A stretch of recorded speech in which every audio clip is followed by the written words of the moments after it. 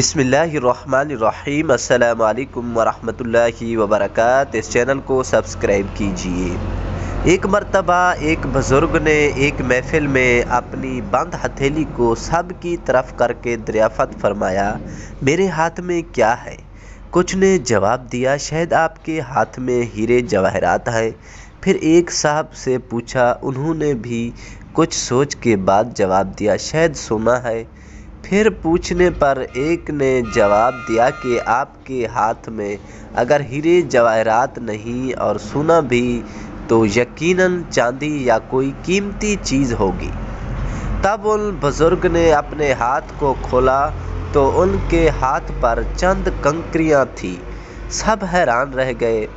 ارشاد کیا، عورت کی مثال اس بند مٹھی کی طرح کی، اگر وہ بند ہے یعنی باپردہ ہے تو ہیرے جواہرات، سونا، چاندی اور اس کی بیش بہا قیمت ہے، لیکن اگر وہ مٹھی کی طرح کھل جائے، بے پردہ ہو جائے تو وہ بے وقت پتھر اور کنکروں کی مانند ہے، جس کی کوئی عزت اور قیمت نہیں۔